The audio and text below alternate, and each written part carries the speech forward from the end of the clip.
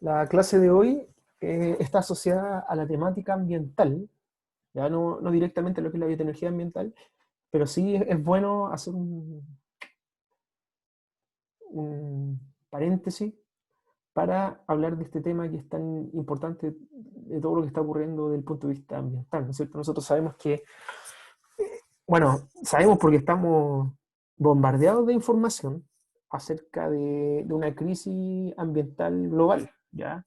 Que se evidencia eh, prioritariamente por el tema del cambio climático, ¿ya? Pero hay varios aspectos que obviamente contribuyen al cambio, que afectan, que son afectados por el cambio climático, y son parte de nuestra realidad mundial, pero también de nuestra realidad nacional. Y hay un tema que es muy importante en nuestra realidad nacional y en nuestra realidad regional, que es el tema de los recursos hídricos, de la famosa escasez del agua. Todos sabemos que estamos viviendo, por lo menos el año pasado, no sé si recuerdan, que hasta antes de todo el tema del estallido social empezó un boom de noticias respecto a este tema de la gran sequía que está azotando a la región, ¿no es cierto? Y después del estallido social y ahora el tema del coronavirus, claro, eso mediáticamente ha menguado, ha disminuido, eh, pero sigue estando allí, ¿sí? Un tema latente. Así que vamos a hablar de este tema interesante y son los recursos hídricos. Bueno, veamos en primera instancia qué es lo que tenemos respecto a recursos hídricos y qué antecedentes nos hacen que podamos cuantificar esta escasez, la escasez hídrica. Bueno, el agua en el mundo, ¿no es cierto? Esto es muy en general, todos lo sabemos, que el 70% de la superficie está cubierta de agua, el 97,5% de agua salada, tenemos un 2,5% solamente de agua dulce, y de esa agua dulce no toda es disponible para consumo. Tenemos un 70% que son aguas subterráneas de difícil acceso, cuerpos de agua subterráneos, ¿no es cierto?, donde no hay extracción. Tenemos un 29 o 30% que es asociado, un 29% a los glaciares, que es agua dulce ahí que también no está inmediatamente disponible, y recién un 1% del 2,5% es disponible para consumo humano. Ahora, que esté disponible no significa que llegue a todos los lugares, como nosotros bien lo sabemos. ¿Ya? Ahora, veamos el tema del agua disponible, de este porcentaje tan bajo de agua disponible, si lo comparamos, ¿no es cierto?, de forma por los continentes. Tenemos que América del Norte tiene una población baja, es el porcentaje obviamente de la población mundial, pero tiene una disponibilidad de agua fresca bastante amplia, cerca del 30%. ¿Ya? Al contraste de eso está la situación que se vive en Asia. ¿Ya? 60% de la población mundial reside en el continente asiático y tiene solamente un 33% de disponibilidad de agua fresca disponible. El caso de Europa es más complejo, ¿no es cierto? Porque tiene un porcentaje bajo, pero también una baja disponibilidad de agua. ¿Cuál es el caso de América Latina, que también nos compete a nosotros? Es un 9% de la población mundial y un 16% del agua fresca disponible. Una situación no mala, podríamos decir. ¿Ya? Si se dan cuenta, solo hay 3 continentes en el cual ocurre eso. En Oceanía también ocurre eso, pero obviamente estamos hablando de un porcentaje mucho más bajo, tanto de población como de agua fresca. Ahora, otro dato interesante, que el 70% de la población mundial eh, tiene acceso al agua de manera segura. ¿Qué significa esto? Agua tratada para ser potable, que es canalizada hacia los hogares y que está disponible en todo momento. O sea, el 70% de las personas en el mundo va a la cocina, abre la llave y sale agua que puede consumir. Existe también, estos son niveles, ¿ya? Es el mejor nivel, ¿ya? Agua disponible que es potabilizada, tratada y que es canalizada hacia los hogares. Tenemos después un servicio de agua básico, que es agua corriente, de pozos, sondeos, manantiales, como aparece allí, a una distancia menor a 30 minutos, lo que significa que hay una cierta disponibilidad, tienen que ir a buscar el agua. Hay 1.300 millones de personas que están en este nivel. Un servicio limitado, servicio que está a una distancia mayor a 30 minutos, hay 663 millones de personas que caminan en promedio 10 kilómetros, ¿ya?, para obtener agua. Perdón. Después tenemos un nivel más complejo, que es un servicio no mejorado, agua para beber procedente de pozos, de manantiales que no tienen protección. Y aquí hay una cifra que es bastante preocupante y lamentable. Casi 300.000 niños mueren cada año por enfermedades relacionadas con el agua que no está apta para ser potable. Agua sucia, que está contaminada, y especialmente afecta la vida de niños. Y tenemos también el agua superficie, que es agua procedente de pozos excavados, manantiales sin protección, que definitivamente va a provocar enfermedades. Hay 844 millones de personas viviendo en ese nivel. Así que tenemos que ser bien agradecidos de las condiciones en las cuales nosotros estamos como país, como región y personalmente. Bueno, ¿en qué se usa el agua? Es un tema bien interesante, ¿ya? Y hay harto debate sobre esto, pero el agua mundialmente, como ustedes lo pueden ver, se usa en el sector agrícola. ¿Ya?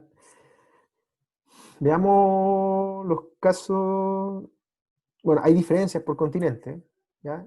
En promedio es mayor el sector agrícola. ¿Dónde se ve eso? Bueno, prioritariamente en Sudamérica, podemos ver el 70% del agua, estamos hablando de agua dulce, es usada para riego, ¿ya?, en el sector agrícola. El uso industrial en nuestro continente es bajo, y el doméstico es alrededor de un 20%. Comparemos la situación de Europa. Europa tiene un alto consumo de agua desde un punto de vista industrial, estamos hablando de países mucho más industrializados, y un menor uso agrícola, ¿ya? Ahora, hay otros países que es más extremo, otros continentes, en el asiático, ¿no es cierto?, y en el africano, que prácticamente la mayoría del agua se usa para el sector agrícola. Bueno, veamos ahora, ya que hemos visto la realidad por continente, veamos un poco la realidad nacional. ¿De qué disponemos nosotros al hablar de agua? Disponemos de 8.000 kilómetros de costa, disponemos de casi cerca de 12.000 kilómetros cuadrados de lagos y lagunas, 17.200 kilómetros cuadrados de campo de hielo, 23.641 kilómetros de superficie de glaciares y 101 cuencas hidrográficas. Bueno, ¿cómo estamos nosotros en Chile respecto a la disponibilidad de agua? Para compararlo, se usa un valor que es la disponibilidad de agua en metros cúbicos por persona por año. O sea, ¿cuántos metros cúbicos una sola persona consume en un año? ¿Qué tenemos? Que el valor de Chile promedio es 53.000. ¿Ya? El valor mundial es 6.600, así que en términos generales, ¿ya?, tenemos casi 10 veces más disponibilidad de agua que el mundo. Y también se ha establecido un umbral mínimo que es para todo el crecimiento, para el consumo humano, ¿no es cierto?, para la vida, que está en 2.000. Entonces nosotros estamos hablando que estamos por lo menos 30 veces más alto que ese valor. Ahora, ¿qué es lo importante que yo les quiero mostrar? Miren la última barra, es la de Santiago, norte de Santiago. Estamos hablando de valor de 800. ¿Y qué indica esto? Que a pesar de tener un promedio muy alto, tenemos una disparidad muy grande en el país respecto a la disponibilidad de recursos. Y eso lo vemos aquí. Esta gráfica son los metros cúbicos persona año. Tenemos la región de Arica y Parinacota, y vamos avanzando, ¿no es cierto?, en el torno de los 1.000 metros cúbicos por persona al año, que es el caso, o más bajo que el caso de la región metropolitana, y nosotros casi milímetros cúbicos al año, pero una vez, ¿no es cierto?, que nosotros vamos hacia el sur, encontramos que este valor son gigantescos, o sea, suben, veamos la región de la Araucanía, puede estar fácilmente los 70.000, 80.000 metros cúbicos personas al año, y llegar a la región número 11, que ya tiene, y 12, que ya tiene sobre un millón de metros cúbicos personas al año. Entonces, ¿qué nos muestra esta gráfica? Básicamente, que ya hay un tema de disponibilidad importante desde la, podríamos decir, desde la región metropolitana hacia el norte.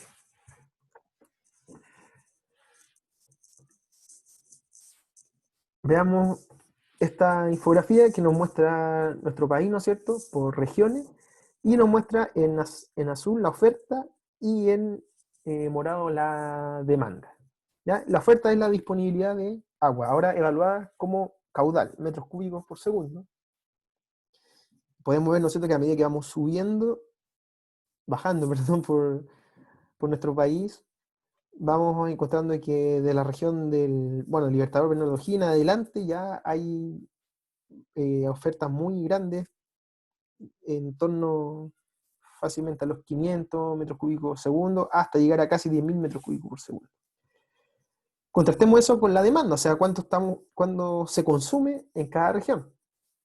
Y tenemos que hay varias regiones donde hay más demanda que oferta. Y tenemos la Arica Parinacota, en Antofagasta también es increíble de cuánto estamos hablando en relación a la oferta y demanda. Y vamos a Valparaíso, y en Valparaíso encontramos que hay una demanda más grande que la oferta, del orden de los 100 metros cúbicos por segundo. Bueno, las aguas disponibles podríamos dividirlas también en aguas superficiales y aguas subterráneas. ¿Ya? Aguas superficiales, estamos hablando de lagos y principalmente de cuerpos fluviales, o sea, ríos. Y agua subterránea, de napas. El uso prioritario que hay en el aguas superficiales es silvoagropecuario, o sea, riego y forestal. 73%, lo que vemos a la izquierda. Solo un 21% industrial y minero, y un 6% para agua potable y saneamiento. Eso en río. Ahora, en aguas subterráneas, en napas, ¿no es cierto?, cambia esto y podemos ver que el consumo de agua potable o la extracción de agua subterránea para consumo en agua potable, tanto rural como urbana, es mucho más alto, del orden del 35%, y baja el agua subterránea extraída con fines de riego, forestal o agropecuario. Y la industria minera solamente un 16%. Bueno, ¿cuál es la situación, de Valparaíso? La situación de Valparaíso es que tenemos que el 62% del uso del agua es en el sector energético, ¿ya? Hay un 30% agropecuario y, miren, el industrial 4% y el minero 1%. ¿Ya? Entonces, el tema que hay en nuestra región está asociado a un tema energético y agropecuario principalmente, como lo podemos ver. Bueno, algunos datos que en realidad nos van a introducir al tema de la escasez del agua. Se estima que para el año 2030, estamos hablando de 10 años más solamente, va a existir un déficit mundial del 40% de agua. Déficit mundial, ¿ya? Y si nosotros para el 2050 tenemos en nuestra Tierra cerca de 9 billones de personas viviendo, es una estimación, deberíamos aumentar la extracción del agua en un 15%, solamente para el consumo humano, ¿ya? O sea, dejando de lado toda la otra actividad. Imagínense lo que se prevé, ¿no es cierto?, lo que se predice. Ahora, veamos, yo quiero, siempre cuando llego a esta diapo, yo quiero comentarles que una cosa, algo bien práctico, una cosa es lo que uno escucha, ¿no es cierto? Hay una escasez hídrica, hay escasez en el país y todo eso, pero siempre es bueno, y más que nosotros como ingenieros, que nosotros tengamos una noción más cuantitativa acerca de si efectivamente hay una escasez, ¿ya? Entonces, ¿qué indicadores nos muestran que hay una escasez de recursos hídricos o de disponibilidad de agua? Bueno, en primer lugar tiene que ver con las precipitaciones, ¿ya? Tenemos, ¿no es cierto?, el mismo ejercicio, tenemos a nuestro país dividido obviamente por las regiones, y una leyenda donde aparece el déficit o superávit que hay. Si no me equivoco, esto es para el año 2011, si no me equivoco. ¿Ya? Eh, Estamos hablando de precipitaciones. ¿Y esto cómo se hace? Bueno, se compara desde, creo que el año 1989 hasta el 2011, esa diferencia. ¿Ya? O sea, poniendo como base 1989, si hay un aumento o una disminución de las precipitaciones. ¿Ya? ¿Y qué es lo que podemos ver? Que la región de Atacama, región de Coquimbo, región de Valparaíso metropolitana, hay una disminución drástica de las precipitaciones en un periodo de 20 años. ¿Ya? Bastante drástica. Estamos hablando de la región de Valparaíso casi del 80%. Y eso también ocurre en las regiones donde hay mayor disponibilidad de agua, pero sí se evidencia que hay una menor cantidad de precipitaciones. Estas dos gráficas muestran las precipitaciones por milímetros al año y su porcentaje de variación. Se puede ver un poco enredado donde hay tantas barras y tantas líneas, pero yo quiero invitarlo a que ustedes pongan atención en los colores. Azul significa periodo de 10 años entre 1985 y 1995. Rojo, 1995-2005. Plomo, 2005 a 2015. ¿Ya? Entonces lo que nosotros vemos básicamente aquí, esto está hecho por cuencas, Cuenca del Loa, el Copiapó, Elqui, Maipo, Rapel y Maule, que son algunas de las más importantes de nuestro país. Vemos que sí o sí hay una baja, ¿no es cierto?, en periodo de 10 años, y que es importante. O sea, estamos hablando de más allá de 1400 milímetros al año, ¿no es cierto?, en el Maule, y ha bajado a cerca de 1200. O sea, hay 200 milímetros al año que han bajado en un periodo de 20, 30 años. Y los caudales medios anuales de esta cuenca hidrográfica también han ido bajando con el tiempo. Entonces nos damos cuenta que sí hay una evidencia de una escasez que está aconteciendo en nuestro país. Esto es el mismo tema de los caudales de las cuencas, ¿no es cierto?, por los ríos, como porcentaje, ¿ya? Nivel de variación. Hablamos que en el Petorca, en el río La Ligua y en el Aconcagua hay valores diferencias muy grandes de variación de caudal, ¿ya? Obviamente menor caudal. Y los embalses que son una especie de cuenta de ahorro hídrica. Lo que ustedes pueden ver aquí, ¿no es cierto?, son los embalses que están de la región de Atacama hasta la región del Biobío. Entre más grande el ciclo, obviamente es más grande los metros cúbicos del embalse. Y la gráfica que ven aquí, para cada uno de los círculos, indica, si no me equivoco, para el año 2019, estamos hablando del año 2019, qué porcentaje del 100% de todo el círculo hay un nivel, o sea, el nivel, el volumen es del 70%, en este caso del embalse Colbún, ¿ya? Vamos a nuestra región, tenemos el embalse Aromos y el embalse de Peñuela. Embalse Aromos, 44% de su ocupación, ¿ya? Y el embalse Peñuela, bueno, ustedes ya saben todo el problema que hay allí, 2%. O sea, estamos hablando de que está bien complicado el tema. Bueno, otro indicador son las aguas subterráneas, y lo que se hizo aquí es para el año 2017, de los 203 pozos medidos en Chile, de los que están medidos, porque hay muchos más, un 72% representa una tendencia negativa, o sea, una baja en su nivel de los pozos, ¿ya? Una baja obviamente asociada a un mayor consumo. Y aquí podemos ver la disminución de los caudales para las cuencas. En Valparaíso tenemos del 95 al 2005 un 9% de disminución, y 2005 al 2015 un 32%. Imagínense, de 2015 al 2025. Las precipitaciones, lo mismo.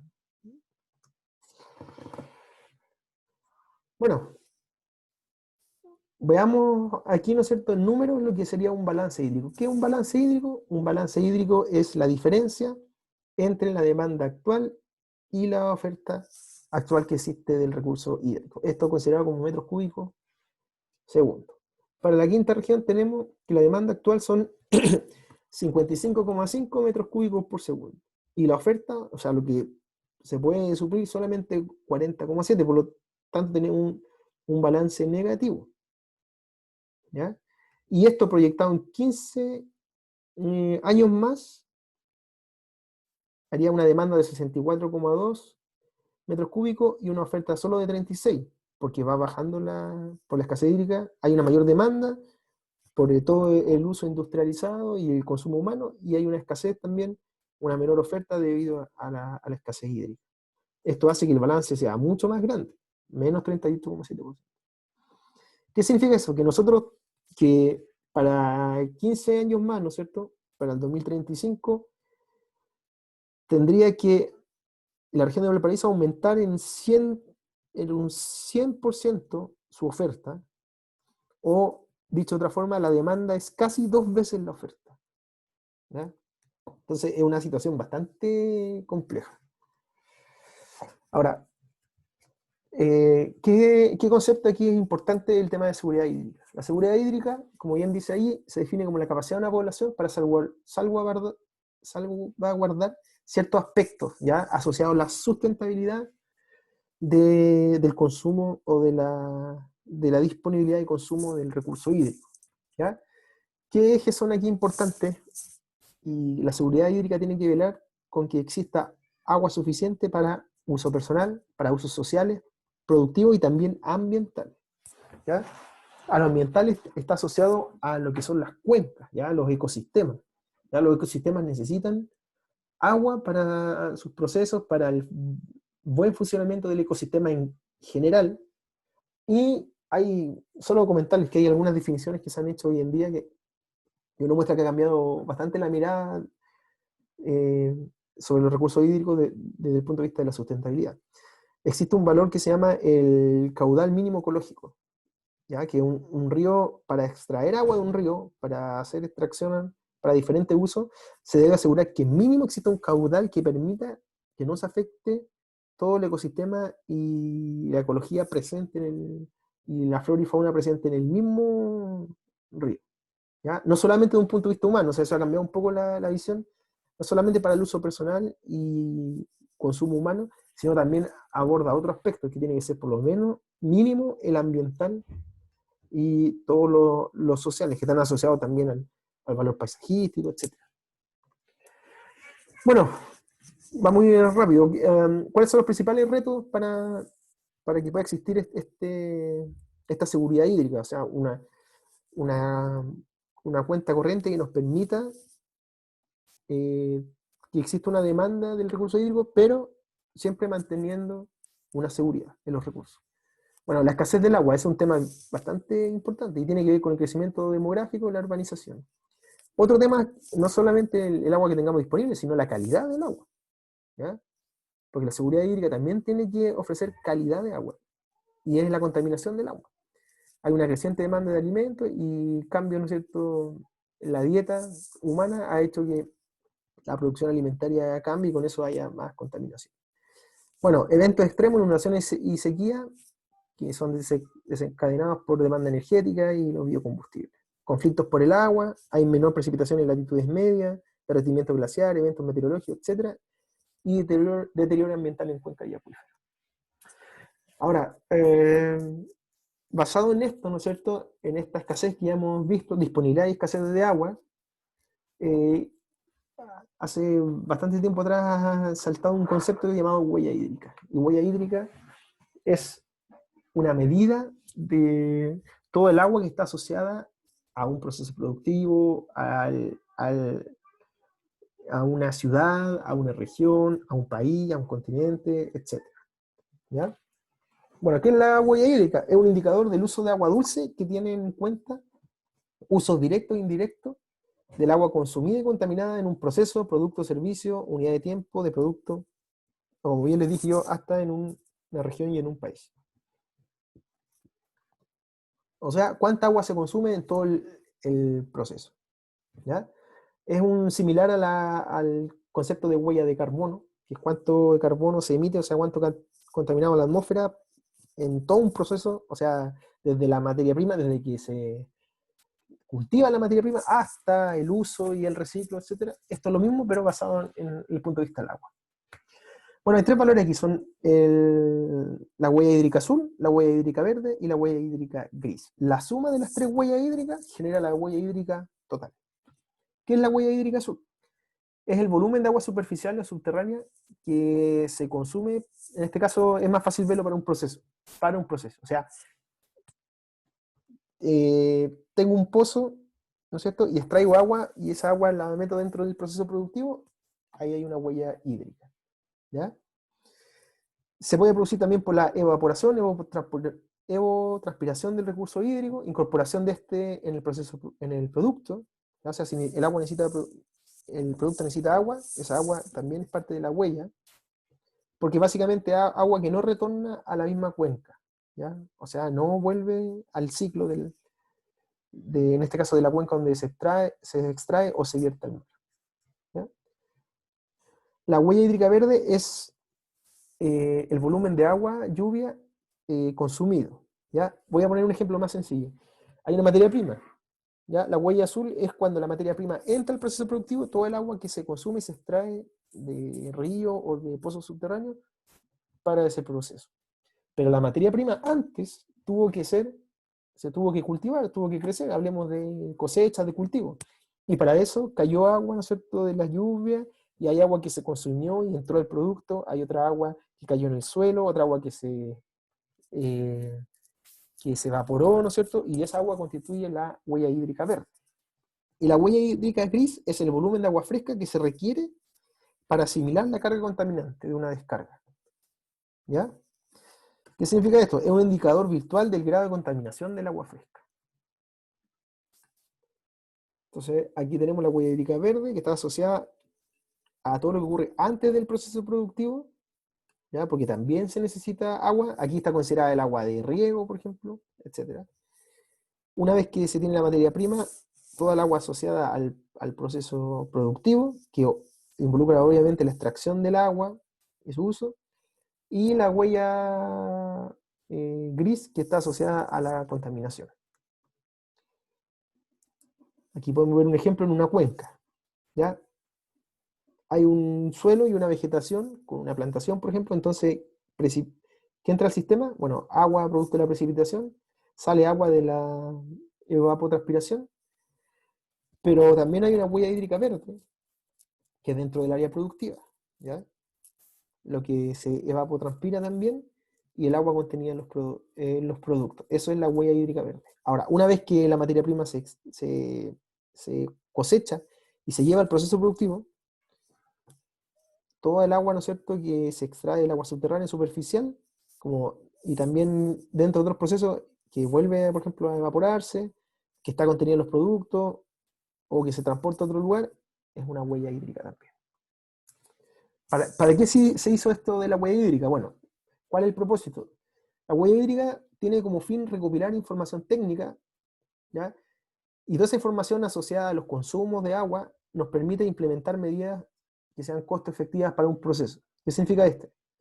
Identificar puntos críticos donde hay demasiado consumo de agua y buscar la forma de bajar esos consumos para generar una eficiencia hídrica. ¿Cuál es la huella hídrica total de diferentes países de Sudamérica? Bueno, Brasil tiene una huella hídrica súper alta, estamos hablando de gigas de metros cúbicos al año, y Chile es bastante baja. Ahora, desde un punto de vista per cápita, la huella de Chile es de 3,2 metros cúbicos por habitante año, bastante baja también.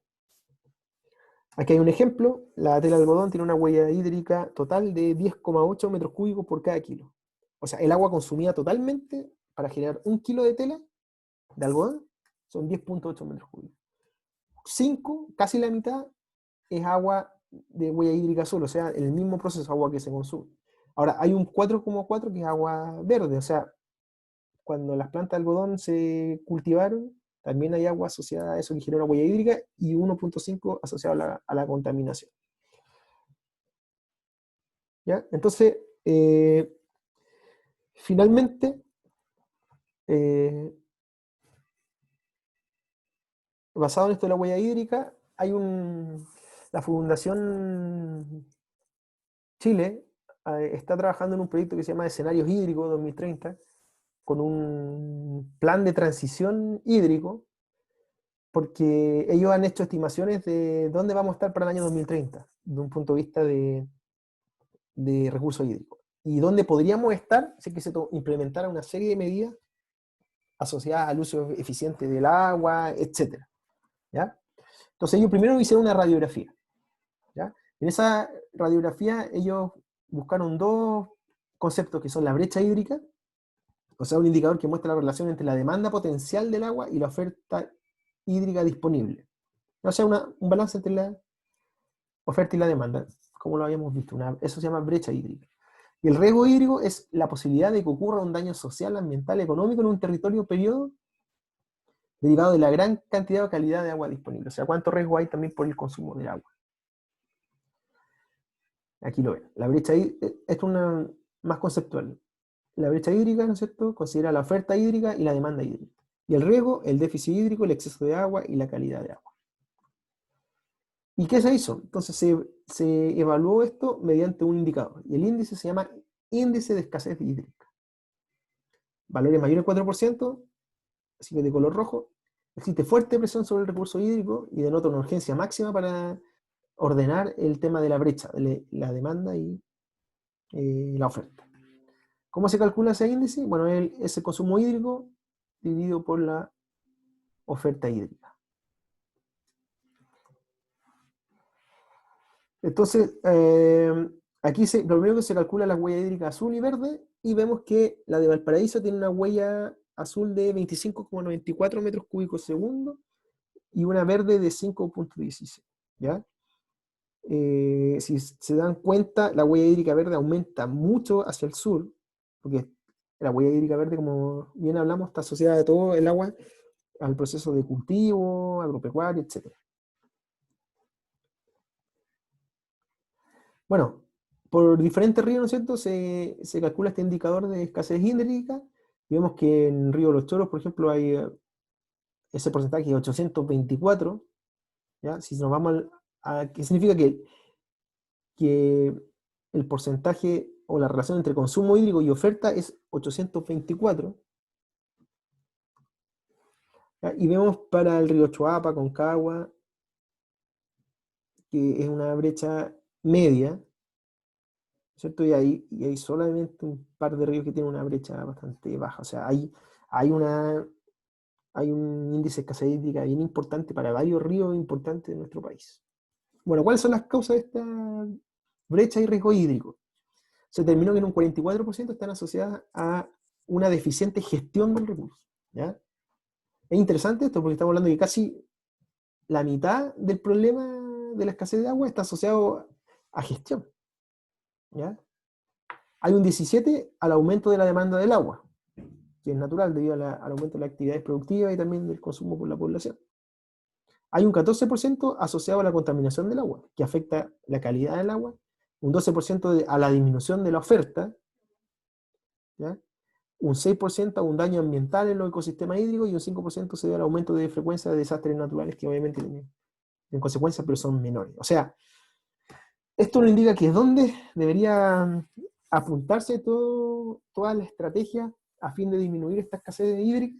Bueno, básicamente a la gestión y a la baja de la demanda de agua, como también la contaminación. O sea, creo yo, abordando estas tres, aborda ya un gran porcentaje de la escasez hídrica. Bueno, y también aquí se proponen unos ejes que son gestión e institucionalidad del agua, que obviamente la gestión del agua es importante. Hay que conservar y proteger los ecosistemas hídricos, la eficiencia y uso estratégico del recurso hídrico, que es una de las muy importantes y es donde, donde puede haber una mayor influencia desde el punto de vista de la ingeniería, y la migración e incorporación de nuevas fuentes de agua también. Bueno, rápidamente vamos a hablar sobre la eficiencia hídrica, que cómo aumentamos la eficiencia hídrica. Bueno, hay varias formas: nuevas prácticas de riego agrícola, menores volúmenes para cultivo, reducción de pérdidas en la conducción del agua, ¿ya? Sistemas y técnicas de riego tecnificado, eso aumenta la eficiencia del consumo de agua. O también hay otra opción que es un poquito más extrema, que es una reducción del uso de agua por superficie, eh, cambiar las variedades que se cultivan a unas que tengan mayor productividad y menor consumo. O sea que haya mayor gramos o kilos de este vegetal o de este cultivo por metro cuadrado y un menor consumo por metro cuadrado. Y ahí ustedes ven ahí una serie de, de reformas así, de estrategia, de puntos estratégicos. Ya, quiero hablar de una que es muy importante, que es el reuso. Ahora, ¿qué podemos reusar? Bueno, se plantea la posibilidad de reutilizar el agua residual. ¿Por qué? Porque a nivel mundial esto se hace, ¿ya? Y aquí se distribuye, ¿no es cierto? Este diagrama es el reuso de aguas a nivel mundial, aguas que ya están post-tratamiento. ¿Qué significa esto? Que esta agua ya cumple con una calidad, ¿no es cierto?, para poder ser usada. El 32% del uso de esta agua puede ir para el sector agrícola. 32%, y estamos hablando de que en nuestro país tiene más o menos un 70% del uso del agua para agrícola, entonces podríamos ayudar bastante a este sector. Para el riego urbano, 20%, industrial, 19%. Esto es lo que mundialmente se usa el agua, se reutiliza el agua, ¿ya? Ahora, ¿cuál es la situación que tenemos en nuestro país? Bueno, en nuestro país tenemos que de las aguas residuales, el 78.5%, casi el 80%, se devuelven a cuerpos de agua fluvial, o sea, se devuelven a ríos.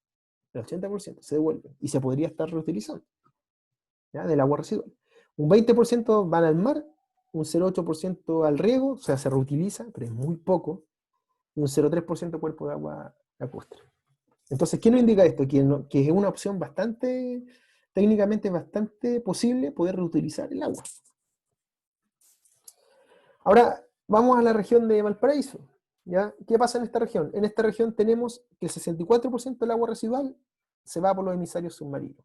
Hay 9 emisarios submarinos en la región, uno en Viña del Mar, uno en Valparaíso. El de Dos Norte, ustedes lo ven ahí, que tiene el 14% del agua que se libera, ¿no es cierto? Sale por el de Dos Norte, y el de Loma Larga, un 59, casi un 60%. O sea, hay una cantidad de agua muy grande que se podría utilizar.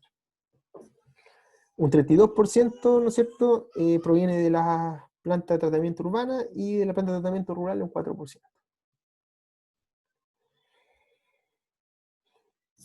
Ya, ¿qué vemos aquí? Miren, aquí vemos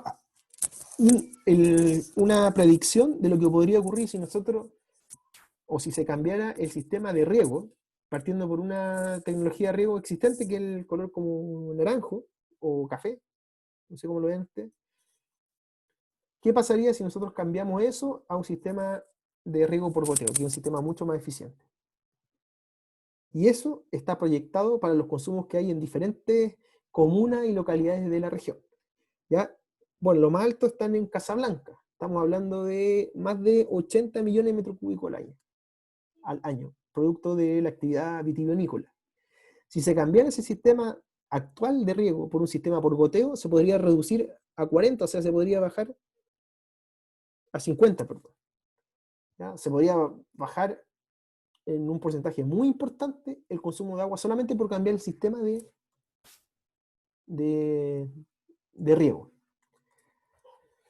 Entonces, se propuso un modelo para la quinta región, que es tomar el agua de la oferta, conducirla, esa agua se va a un sistema de tratamiento por el uso, y una opción es implementarla después de tratarla a una operación en planta, sistemas públicos, privados, etc.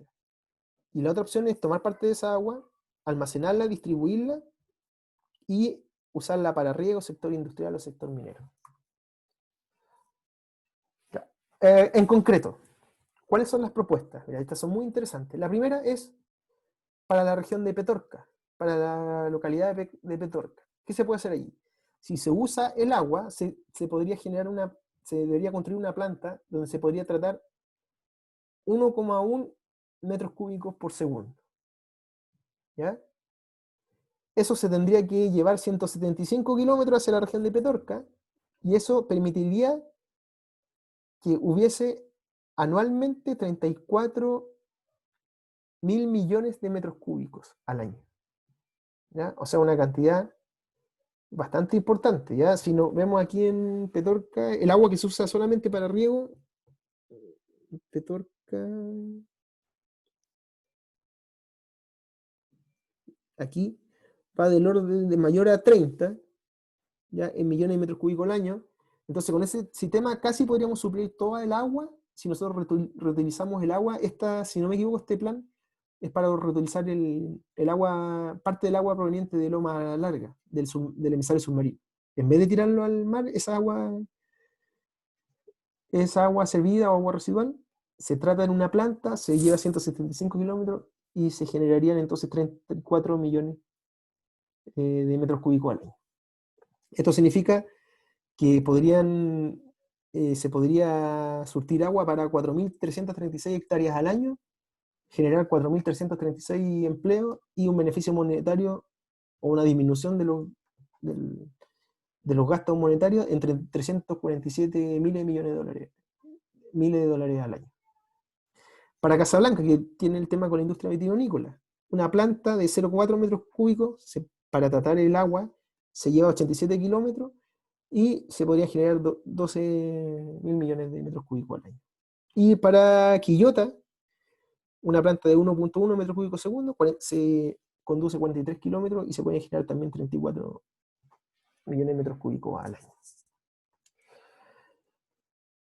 Eso, entonces, sí, hasta ahí. Entonces, solamente esto para mostrarle de que hay bastantes estrategias que se pueden utilizar, pero una de las más importantes es poder reusar el agua. Ahora, ¿dónde está la biotecnología? Bueno, aquí para tratarla el agua. ¿Ya? Dependiendo si hay contenido de materia orgánica u otros, se pueden usar tecnologías ambientales, biotecnologías, que pueden reducir y tratar el agua. Como los vimos, ¿se acuerdan? Los humedales es una opción. Si el agua residual, si vienen de agua servidas que tienen poca materia orgánica y poco contaminante, podrían tratarse con sistemas de humedales, con sistemas de lodos activos, si tiene más materia orgánica, si tiene metales pesados, también con los humedales, fitoextracción, etc. Todo lo que hemos hablado. Pero aquí ustedes pueden ver que es importante, ¿no es cierto?, el tema del recurso hídrico.